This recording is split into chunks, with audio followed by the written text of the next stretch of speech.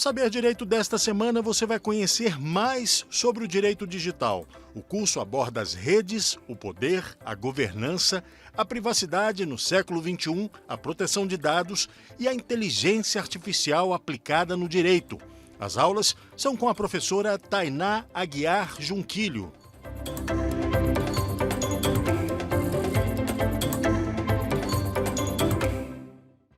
Olá, pessoal! Me chamo Tainá Aguiar Junquilho e nós vamos começar aqui o curso sobre Direito Digital. Nesse curso, o que nós vamos ver? Nós vamos ver redes, poder e governança da internet. Vamos ver sobre a privacidade no século XXI. Vamos ver sobre proteção de dados. Vamos ver sobre inteligência artificial e depois, por fim, na última aula, veremos inteligência artificial aplicada ao direito. E por que eu vou falar sobre esses temas de direito digital? Quem sou eu? Vou explicar um pouquinho para vocês de onde eu venho e por que eu gosto tanto desse tema e convidar vocês a também se apaixonarem pelo direito digital. Bom, então eu me chamo Tainá Aguiar Junquilho, eu sou capixaba, mas moro aqui em Brasília, fiz meu mestrado na Universidade Federal do Espírito Santo em controle de constitucionalidade difuso e vim para Brasília para fazer o meu doutorado em Direito. Quando eu ingressei no doutorado em Direito, aqui na Universidade de Brasília, eu fui convidada honrosamente para participar de um projeto chamado Projeto Vitor. Você já ouviu falar no Projeto Vitor? O Projeto Vitor, vocês vão ouvir falar dele aqui na nossa última aula. Eu vou explicar tintim por tintim para vocês o que é esse famoso Projeto Vitor. Mas ele é um projeto que está sendo desenvolvido aqui no Supremo Tribunal Federal e é aplicado ao controle de constitucionalidade difuso, aqui usando inteligência artificial para os recursos extraordinários, reconhecer as repercussões gerais nos recursos extraordinários.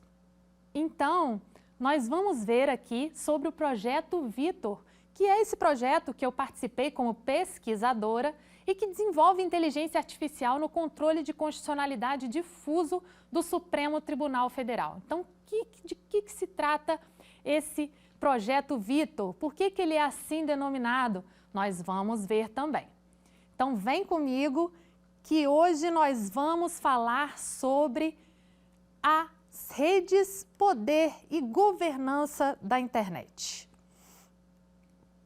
Bom, a primeira questão é que nós vivemos numa sociedade que é chamada sociedade da informação. Por que nós chamamos essa sociedade, por que a gente usa esse jargão de que a gente vive numa sociedade chamada sociedade da informação? Porque nós estamos vivendo num novo paradigma técnico-econômico em que as questões, todas as tecnologias e tudo que nos rodeia está ligado à informação. Quem nunca ouviu falar a frase "os dados são o novo petróleo"? Justamente essa frase surge no contexto dessa sociedade que a gente vive hoje, que é a famosa sociedade da informação. Mas quais as características que compõem a nossa sociedade atual para que a gente chame essa sociedade de sociedade da informação? Para que a gente diga que nós estamos numa sociedade que é pautada pelo uso de dados e, a partir desses dados, gera informação. Nós vivemos numa sociedade que é considerada uma sociedade pós-industrial. Pós-industrial porque antes era baseada na industrialização e hoje é baseada, como eu comentei com vocês, na informação. Ela se pauta na geração de informação. Essa sociedade informacional, ela é assim classificada por um sociólogo espanhol chamado Manuel Castells. Manuel Castells, que hoje é sociólogo, mas hoje ele é ministro da Educação e das Universidades lá na Espanha. Ele escreveu vários livros e ele estudou o que compõe essa sociedade informacional, ou o que a gente chama também de sociedade em rede. O que então que caracteriza essa sociedade para que a gente possa dizer que a gente vive numa sociedade da informação, numa sociedade informacional, numa sociedade em rede? Qual é o formato dessa sociedade que a gente vive hoje? O formato dessa sociedade, bom, antes era um formato que a gente chamava de piramidal. Justamente as pirâmides, lembrando aí das pirâmides mesmo do Egito, na Antiguidade. Então, o formato piramidal da sociedade permitia, que a gente ainda vive um pouco hoje, a gente não aboliu totalmente, mas permitia que houvesse uma hierarquização, um controle de poder em cima, no ápice ali da pirâmide, e a sociedade ali abaixo, sendo controlada por aquele poder. Com o surgimento da internet e das novas tecnologias, a tecnologia, a internet, ela permite uma horizontalidade dessas conexões. Então, a gente tem visto na sociedade da informação uma paulatina mudança da sociedade piramidal para a sociedade horizontalizada, de conexões entre nós. É assim que o Manuel Castells define a sociedade em redes ou a sociedade informacional. Não, a ordem ela se põe não por um chefe ou uma chefa que coloca através dessa pirâmide, mas de forma horizontal. É uma ordem que existe na internet, na navegação, para organizar tudo, que tudo se organiza sem que haja ali um poder central. A informação vai circulando sem que haja um poder central. Essa é a grande característica, é a grande marca da sociedade da informação. Então, a sociedade da informação, ela é marcada por um novo modelo de organização, ela se organiza de uma forma diversa, e aí, todos os sujeitos compõem uma mesma rede, de tal forma que, vejam, no Facebook, no Instagram, nas redes sociais, a gente consegue ver pessoas, comunidades científicas do MIT, do Instituto de Tecnologia do Massachusetts, você consegue ver convivendo ao mesmo tempo ali com comunidades que afirmam, por exemplo, que a Terra é plana, na mesma rede, e podem obter o mesmo número de seguidores. Então, vejam que não há também nessa nova forma de organização da sociedade, existe uma ausência de intermediário. Vejam esses modelos de negócios novos. Por exemplo, o Airbnb, o Uber, o iFood, são todos os modelos novos de negócio que nessa sociedade da informação não tem intermediários. Antes, para a gente pedir um táxi, a gente precisava ligar para uma central, para um intermediário que ia nos colocar em conexão com o taxista. Hoje, você não precisa desse intermediário. Para pedir sua comida, você não vai ligar para o restaurante mais. Você vai pedir direto no iFood.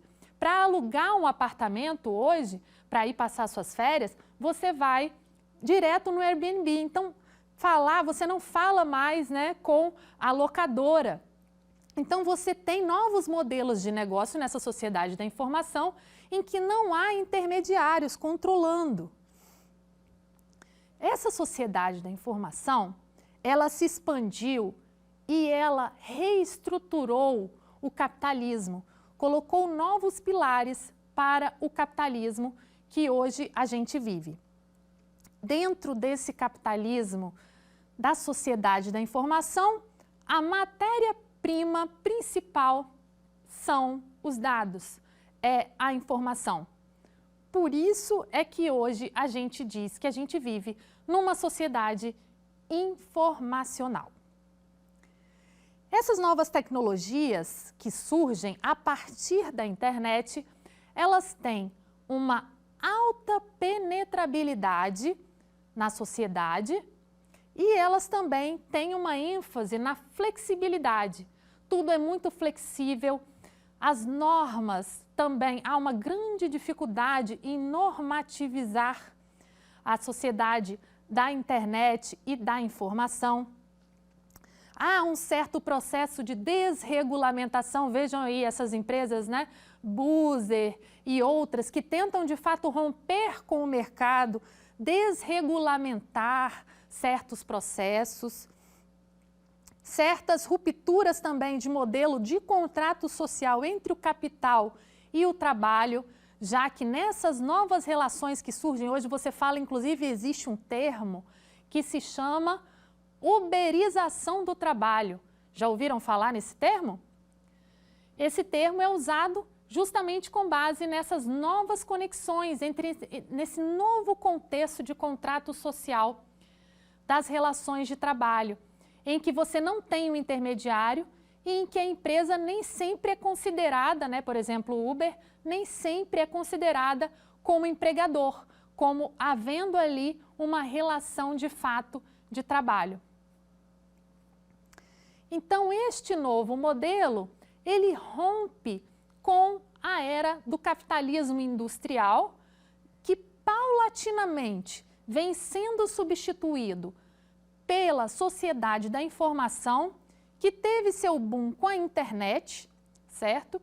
E que hoje a gente fala, né, usa essa célebre frase, que provavelmente você aí de casa já ouviu, mas que se não ouviu, vocês vão ouvir muito durante essas aulas que nós vamos ter aqui, que é a frase, os dados são o novo petróleo. Por quê? Porque a nossa sociedade, ela vive em função dos dados para obter e gerar informações. Essa sociedade da informação, no entanto, ela impõe diversos desafios. Que desafios são esses? Desafios para a educação. Vejam, se agora você tem acesso ilimitado à internet, antes, pessoal, eu sou da época do Barça, das coletâneas do Barça. Ia um vendedor lá em casa para vender a coletânea da enciclopédia Barça para mim. Hoje em dia, você com apenas um clique, em 2 segundos, você consegue ter acesso a informações do mundo inteiro em tempo praticamente real, né? Quando a gente for falar aqui nessas aulas sobre a internet 5G, isso vai ser realmente em praticamente tempo real, quando a internet 5G nós já tivermos plenamente em funcionamento, principalmente aqui no Brasil, né? Então isso traz um desafio muito grande para a educação. Por quê? Por um lado, você tem o acesso ilimitado e isso possibilita que você consiga acessar muitas informações. Porém, nem sempre essas informações são informações de qualidade. E aí você põe um desafio muito grande para o controle e a gestão educacional. Um outro fator que também é um desafio para essa sociedade da informação é o fator psicológico. Vejam que as relações sociais, então, são 2 fatores, na verdade, em um. É o fator psicológico e o fator cultural. Esses 2 fatores, o fator psicológico e o fator cultural, eles são plenamente alterados, completamente alterados com a sociedade da informação. Vejam, hoje você tem relacionamentos que começam e terminam pelas redes sociais, isso vai afetar o direito de família. Você tem comentários odiosos que podem gerar aspectos psicológicos em certas pessoas, né? Até vontade, né, de suicídios, vontades suicidas, etc., podem surgir a partir desses comentários. Então, psicologicamente, a gente às vezes vive muito em função, 24 horas conectado à internet, e deixa de viver a vida real, a vida em si. Então, psicologicamente, nós somos afetados diretamente pela internet, pelas redes sociais e culturalmente. Por quê? Se você não tem rede social hoje em dia, praticamente você não está no mundo, né? Eu desafio quem está assistindo a se perguntar, né? Vocês têm redes sociais? Se não tiver, como é que é essa relação com os contatos, os seus contatos, as suas redes de relacionamento? É muito complicado. Hoje em dia, a gente tem esse aspecto de que, se a gente não tem redes sociais, praticamente a gente não está no mundo. Então, é um outro desafio cultural que é colocado para nós hoje, a partir da sociedade da informação e da internet, não é mesmo? Um outro fator que também é alterado é o fator econômico e das relações de trabalho. Como eu comentei com vocês, a sociedade da informação, ela horizontaliza as relações que antes eram hierarquizadas. E com isso, o que acontece? Um desafio para a nossa economia, para o desenvolvimento da nossa economia. Então, a questão econômica, ela é alterada totalmente com essas novas relações que surgem a partir da internet e da sociedade da informação.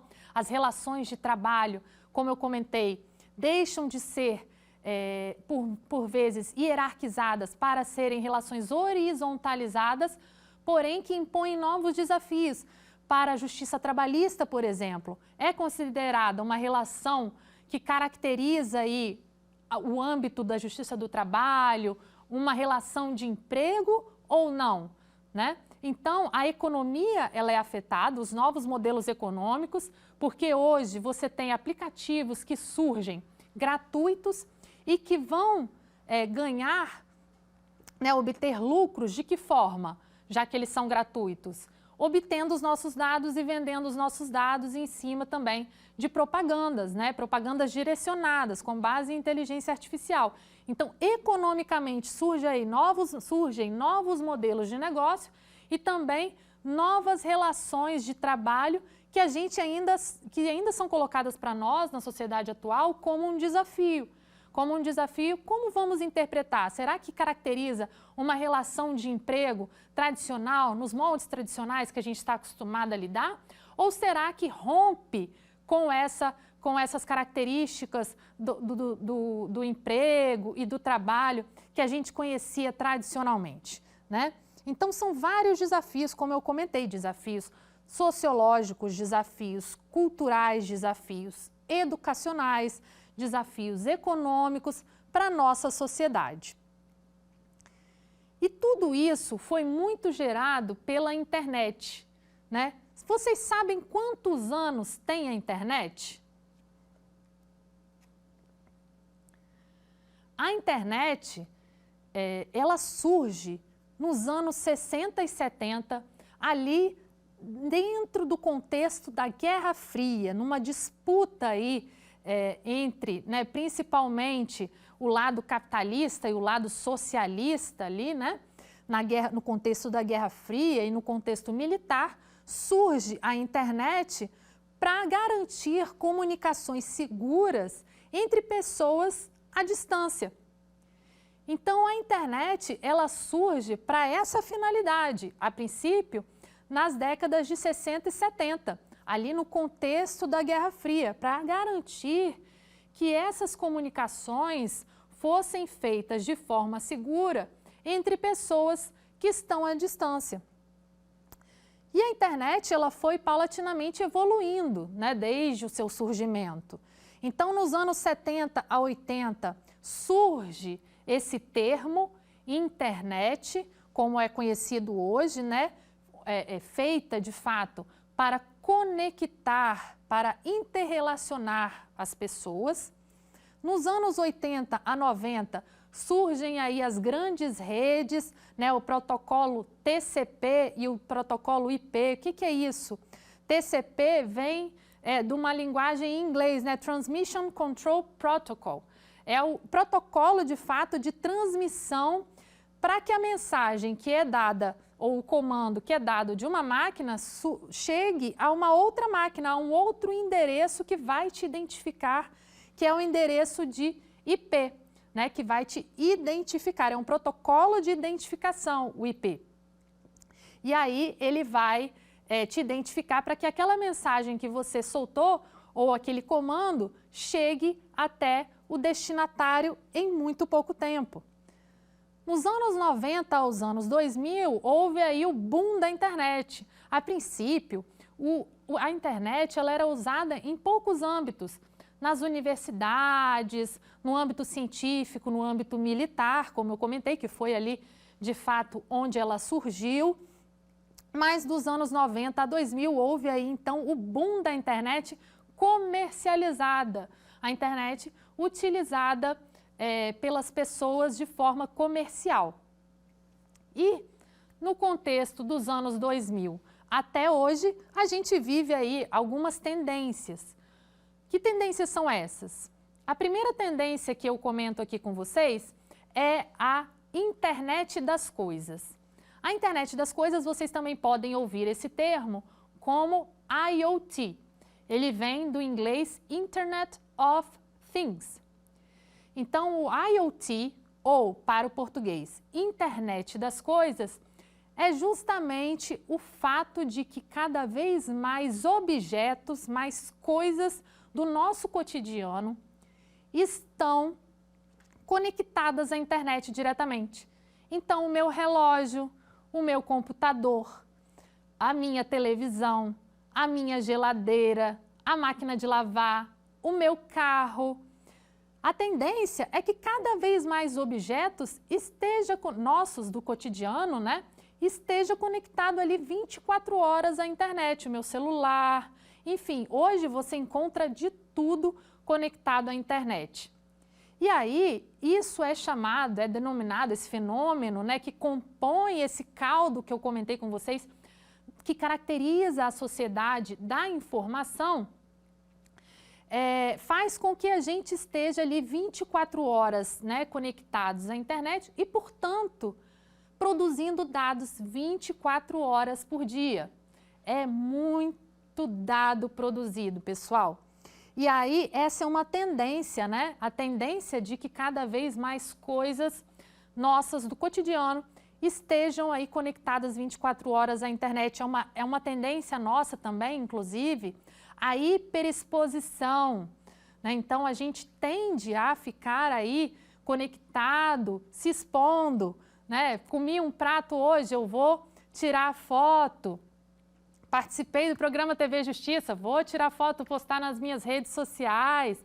Então, tudo que eu faço, geralmente, eu estou postando. Se eu me desloquei com o meu relógio, ele está acompanhando os meus batimentos cardíacos e produzindo dados sobre a minha saúde. Então, vejam essa tendência da sociedade da informação que é graças à internet. Uma outra tendência que vem sendo muito discutida hoje é a internet 5G. Nós temos aí várias gerações de internet, né? 2G, 3G, 4G, e agora a gente tem discutido essa tendência da sociedade da informação, que é a tendência da internet 5G. Você já ouviu falar nessa tendência nova que é a implantação da internet 5G, principalmente no Brasil, que vem sendo discutida, vem sendo realizados aí leilões para a implantação da internet 5G? Por que a internet 5G é importante? Qual é a grande mudança ou quais as grandes mudanças que serão inseridas a partir da internet 5G que a gente tem discutido tanto, né, e que ela se torna aqui na nossa aula uma das tendências para a nossa internet, né? Ela vem evoluindo e a tendência agora é a implantação da internet 5G. Qual é a grande importância? Por que ela tem sido tão discutida? Bom, o que é a internet? Né? Ela é composta por ondas eletromagnéticas que têm frequências, né? Tem certas frequências, isso aí vem do campo da física, eu nem tenho tanta propriedade para falar, né? Sou professora de Direito, mas minimamente a gente tem que saber que a internet ela é composta por ondas eletromagnéticas que têm frequências diferentes. E aí essas frequências, quanto menor a onda, quanto menor a frequência da onda, mais ela vai se propagar com maior velocidade, né? Então, quanto menor a frequência da onda, mais rapidamente ela vai se propagar. A internet 5G, ela tem uma frequência muito alta, ela tem uma velocidade de propagação muito alta e muito rápida. E também há um conceito que a gente precisa saber quando a gente fala de internet 5G, que é a questão da latência. O que é a latência? É o tempo que leva a minha informação para chegar até você. Então, a latência com a internet 5G, ela diminui. Ou seja, o tempo entre eu falando e vocês me assistindo aí de casa, seja pela internet, seja ao vivo no programa, ele diminui com a internet 5G, porque a frequência ela aumenta, né? E aí qual é a importância disso? A internet das coisas vai ficar cada vez mais desenvolvida, de forma que nós vamos conseguir, nas nossas aplicações cotidianas, por exemplo, usar carros autônomos com maior eficiência, já que eu vou dar um comando e isso vai ser obedecido com muito mais rapidez para aquele carro autônomo. Ou cirurgias no âmbito da medicina, o que a internet 5G ela muda, ela altera? A internet 5G pode proporcionar, né, com a redução da latência, ou seja, com esse tempo, a redução desse tempo do meu comando para a chegada ao destinatário, a internet 5G na saúde, ela pode proporcionar, por exemplo, que um médico do exterior, né, que esteja lá no Japão, consiga operar um paciente que esteja aqui no Brasil praticamente em tempo real, já que a latência diminui e as ordens que ele vai dar ali para o robô, para o computador, através da internet, vão chegar quase que instantaneamente para aquela cirurgia. Então, a internet 5G, ela vai proporcionar aí grandes alterações, na verdade, né? Não só uma, mas várias alterações para o âmbito da sociedade da informação, porque vai desenvolver cada vez mais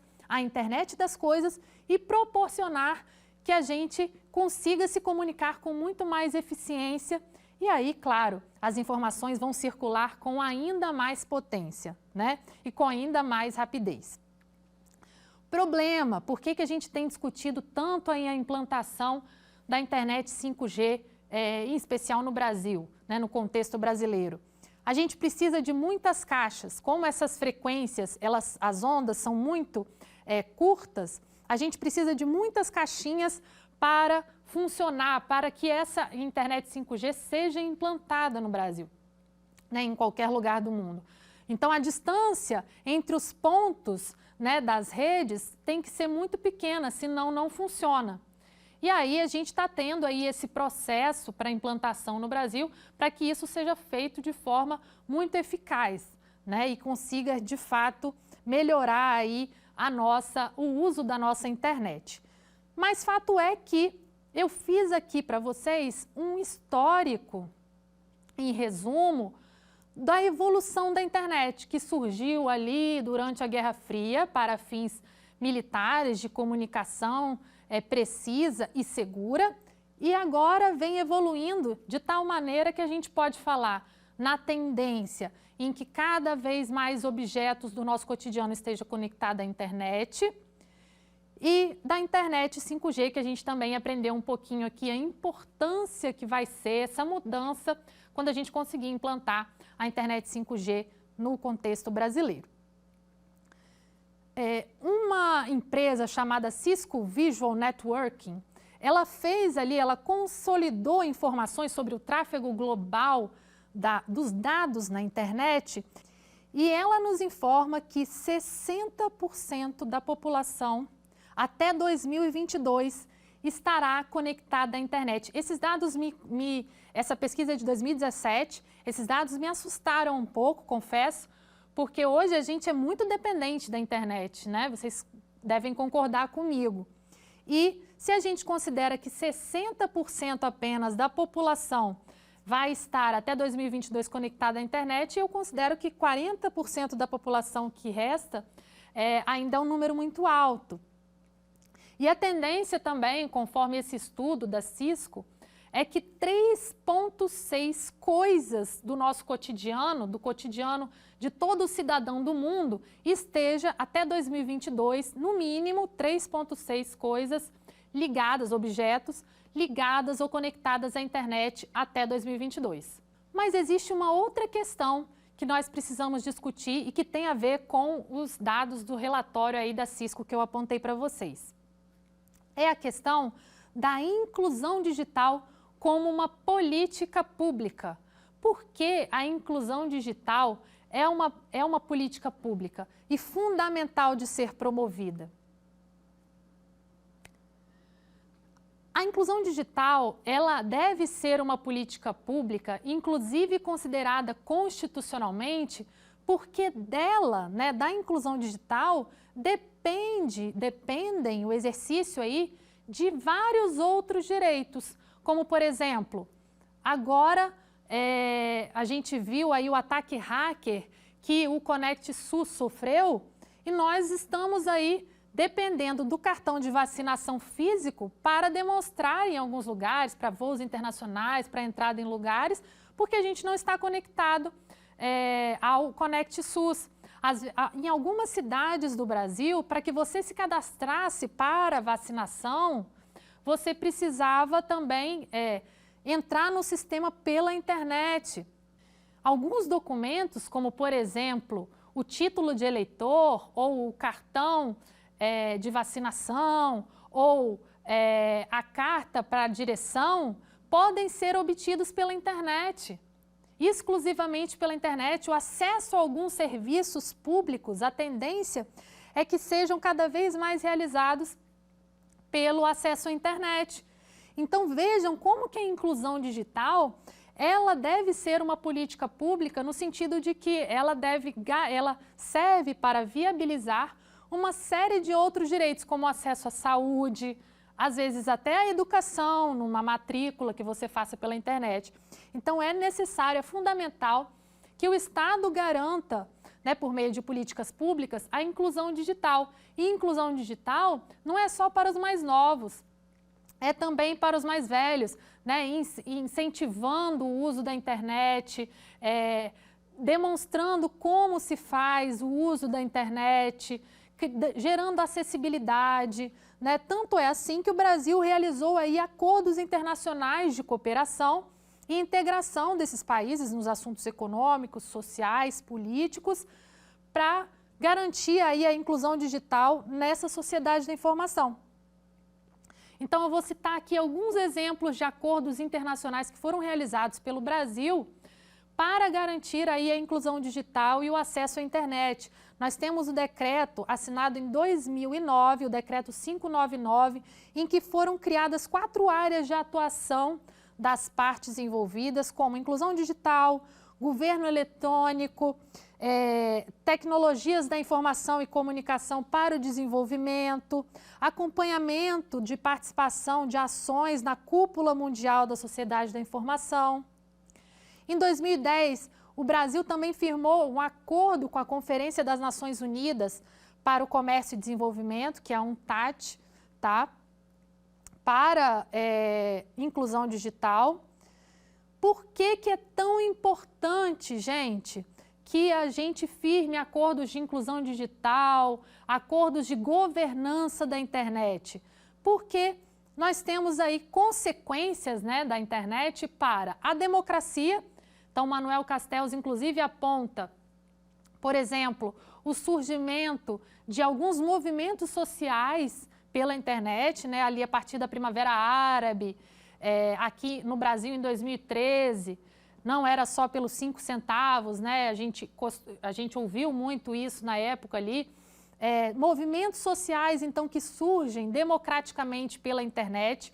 A internet, ela também, ela democratiza o poder de fala, que antes era apenas dos donos das mídias, né? As mídias controlavam o que chegava à população. Hoje, qualquer um pode falar qualquer coisa e ser ouvido, né? Então, a internet, ela tem como consequência a democratização, a descentralização da informação que antes estava apenas nas mãos das mídias. Hoje, pelas mídias sociais, qualquer um pode falar qualquer coisa. Isso tem um lado bom, né, porque democratizou, descentralizou a informação. Também tem o lado ruim, que às vezes a gente tem que lutar contra a desinformação, as fake news, né, que são criadas. E alterou as relações interpessoais e sociais, como eu comentei aqui com vocês. Então, isso precisa de governança. Todos esses fatores exigem com que a internet seja controlada. Mas quem, afinal de contas, controla a internet? A internet, ela, como a gente sabe, né, hoje, inclusive, a gente é muito dependente da internet. A internet é fantástica, ela é importante para todos os setores da sociedade, para os governos, para as indústrias, para a sociedade civil, para as universidades, para a ciência, para a pesquisa, né? Cada um desses atores tem um interesse. Então, a internet, ela é governada. Quem é responsável, então? Qual desses atores é responsável por controlar a internet, já que ela é interesse de todos esses atores? Ninguém, não há um poder central que controla, que faz a governança da internet, mas isso não significa que ela é uma terra sem lei. Então, o fato de não haver um poder central que controla a internet não significa que a internet é uma terra sem lei. Ela é uma construção coletiva, né? Ela tem como característica a descentralização, mas ela precisa de controle, ela não é terra sem lei. Então, como é feita a governança da internet? A governança da internet, ela é feita de forma colaborativa. É um termo também em inglês que se chama multi-stakeholders. Vários atores, todos esses atores, né, multi-stakeholders, ou em português a gente poderia traduzir para multissetorial, né? Os governos que são afetados pelas questões da tecnologia, o setor industrial que se utiliza da internet, a própria sociedade civil, ela impõe ali padrões de governança, padrões tecnológicos, geralmente comuns, para que não seja uma bagunça, né? Para que todo mundo navegue de uma forma consensual. As regras da internet também, cada país coloca as suas regras. Existem fóruns também criados, né, compostos por todos esses atores que eu citei aqui, universidades, sociedade civil, indústrias, governos, para realizar a gestão comum da internet. E por que é tão importante ter essa governança? Né? Porque a gente sabe aí que, principalmente, por exemplo, quem tem criança em casa, né, mas nós também adultos, isso afeta a navegação infantil, ela precisa ser controlada, o que chega para as crianças, afeta como adultos o nosso psicológico, afeta a nossa privacidade, o nosso direito à privacidade, afeta a questão da responsabilização, a questão do discurso de ódio, que hoje também se vê muito na internet, porque protegido, né, por uma falsa sensação de que você está ali por trás do computador e ninguém está te vendo. Às vezes, muitas pessoas proferem palavras ali de ódio, odiosas, que podem também afetar. Então, por isso é fundamental haver ali a governança da internet. Inclusive, eu trouxe aqui um livro, né, que está indicado na bibliografia da nossa aula, que é um livro do autor Byung-Chul Han. Esse autor, ele tem vários livros, vejam, até fininhos. Esse que eu trouxe aqui para vocês é o No Enxame, Perspectivas do Digital. E ele usa, né, por que ele fala no enxame? Porque ele usa esse termo enxame para se referir às abelhas. Ele diz que nós, na sociedade atual, na sociedade da informação que eu estou descrevendo aqui para vocês, nós nos tornamos uma espécie de homo digitalis, né? ele pega a palavra Homo sapiens para dizer que a gente se torna ali habitante digital da rede, tá? Que fica cada um na sua casa, né? Que acaba não se reunindo fisicamente muitas vezes, fica cada um na sua casa ali, no seu celular. Esse Homo digitalis, então, é uma das consequências, eu super recomendo esse livrinho para vocês, é uma das consequências colocadas por esse autor, é o fato de que a gente vive como que nesse enxame de abelhas, cada um por si, se tornando aí um Homo digitalis, né? Por isso que é tão importante a governança multissetorial da internet, que não seja feita por um, mas por todos os interessados, né? Por todos os atores envolvidos ali, interessados no desenvolvimento da internet. Inclusive, pessoal, vocês já devem ter ouvido falar num dos escândalos mais famosos que ocorreram aí na internet, que foi o escândalo Cambridge Analytica. Você já ouviu falar nesse escândalo? Esse escândalo, ele demonstra para nós a importância da realização da governança da internet.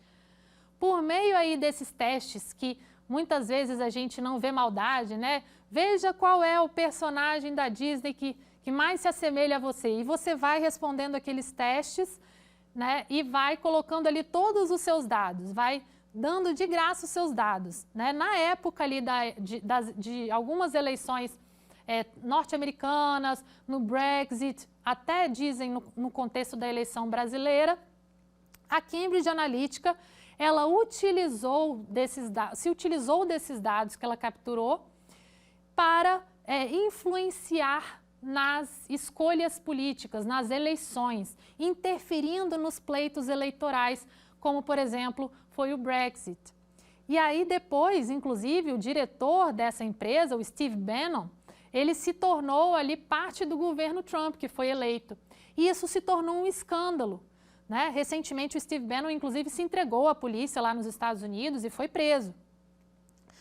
Mas, devido a todo esse escândalo da Cambridge Analytica, de interferência direta dessa empresa na democracia e nas eleições, os Estados Unidos, eles realizaram aí várias audiências públicas com as grandes empresas, as chamadas Big Techs, né, chamando aí os CEOs dessas grandes Big Techs, Facebook, Twitter, Google, para discutir eventuais responsabilizações dessas empresas, discutir uma sessão que eles chamam lá de sessão 230, como fica a responsabilização dessas empresas na internet por conteúdos que muitas vezes são produzidos por terceiros. Essa é uma discussão que a gente vai fazer aqui também quando a gente falar na próxima aula sobre o marco civil da internet, como que a gente vai gerir a responsabilização dos conteúdos, né, dessas plataformas que muitas vezes são produzidos por terceiros e disponibilizados pelo Facebook, pelo Twitter.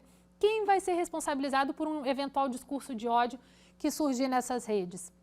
Os Estados Unidos realizou ali algumas audiências públicas com os CEOs dessas empresas para discutir justamente isso com base aí no contexto da Cambridge Analytica, percebendo os políticos ali dos Estados Unidos que o uso da internet e aí de algoritmos também, que depois nós vamos comentar aqui, podem influenciar na vida democrática dos países, nas eleições.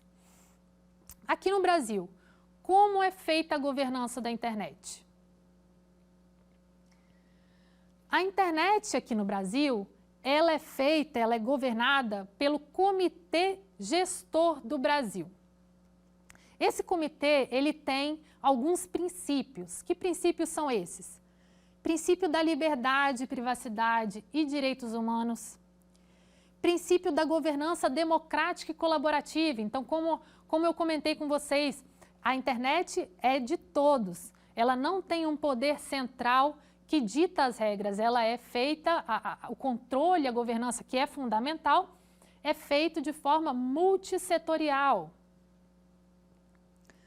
O princípio da universalidade, que garante aí as políticas de inclusão digital para que todos acessem a internet de forma universal. O princípio da diversidade, para que também diferentes pessoas com diferentes características possam acessar a internet. O Comitê Gestor da Internet, ele também é gerido pela inovação, pelo princípio da inovação, caracterizado pelo princípio da inovação e pelo princípio da neutralidade da rede, que nós vamos discutir também o que é na próxima aula, provavelmente vocês já devem ter ouvido falar, pelo princípio da funcionalidade, segurança e estabilidade e pelo princípio da inimputabilidade da rede. Não é a rede que é imputável, capaz de ser responsabilizada, é quem navega, é quem controla, é quem utiliza que vai ser ali penalizado, responsabilizado de alguma forma. Por fim, a gente tem aí os outros princípios, né? São 10 princípios. O princípio da padronização e interoperabilidade, que vai garantir uma gestão segura e uma padronização para que a gente consiga acessar todos os sites de forma padronizada, né? Os aplicativos. E um ambiente legal e regulatório. Como eu comentei com vocês, embora não haja um poder central que controle a internet, ela não é uma terra sem lei. Então, é um ambiente legal e regulatório. Então, pessoal, essa foi a aula de hoje. Nós vimos aí as redes, entendemos um pouco sobre as redes, como se faz a governança da internet, como nasceu a internet e como se caracteriza a sociedade que hoje a gente chama de sociedade da informação. Então, agora vamos para o nosso quiz, onde a gente vai aferir aqui tudo o que a gente aprendeu nessa aula de hoje.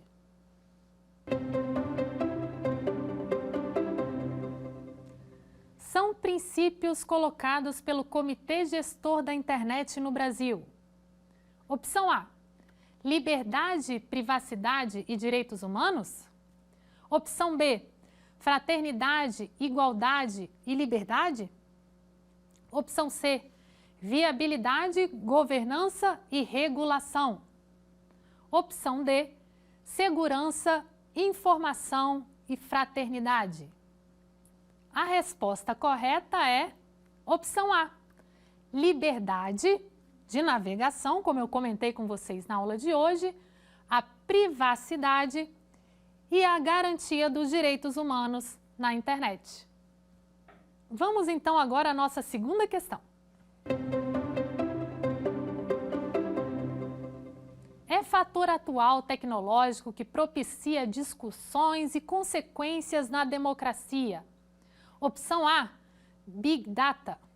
Opção B, Internet. Opção C, Machine Learning. Opção D, todas as anteriores. A resposta correta é todas as anteriores. Ora, o Big Data é justamente esse fator que a gente comentou na aula de hoje. Vivemos numa sociedade de hiperinformação. A internet foi o que propiciou essa hiperinformação. O Machine Learning é o aprendizado de máquina, é a inteligência artificial que também alterou diversas questões da nossa democracia. Então, todas as anteriores estão corretas. Vamos agora para a questão número 3.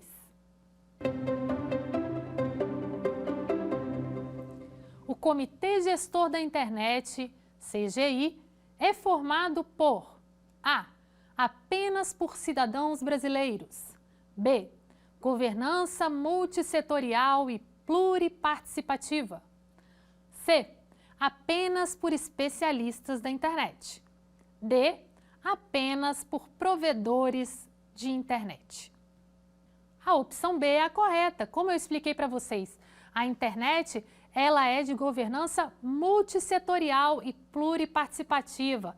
Todos os setores da sociedade, universidades, indústria, sociedade civil participam, governos participam aí do Comitê Gestor da Internet no Brasil. Então, após o nosso quiz, testados os nossos conhecimentos, vimos na aula de hoje sobre redes, poder e governança da internet. Vimos o surgimento da internet, que nasceu no contexto da Guerra Fria e depois evoluiu até os dias de hoje, em que nós falamos de novas tendências, como, por exemplo, a internet das coisas, ou IoT, e também a internet 5G, que vai acelerar toda a nossa navegação na internet e diminuir a latência, que também é um conceito que nós vimos hoje nessa aula. Uma outra questão que nós vimos, a internet não é uma terra sem lei, ela é governada de forma multissetorial. Ou seja, todos os setores envolvidos da sociedade participam da governança da internet. Universidades, sociedade civil e governos, e empresas também. E na próxima aula, nós veremos a privacidade no século XXI. Como o direito à privacidade tem sido afetado por essa sociedade da informação que nós vimos na aula de hoje. Até a próxima! Quer dar uma sugestão de tema para os cursos do Saber Direito? Então mande um e-mail para a gente, saberdireito@stf.jus.br, ou entre em contato por WhatsApp. O número é esse que aparece na tela. Você também pode acompanhar as aulas pela internet. Acesse tvjustiça.jus.br ou o nosso canal no YouTube, TV Justiça Oficial.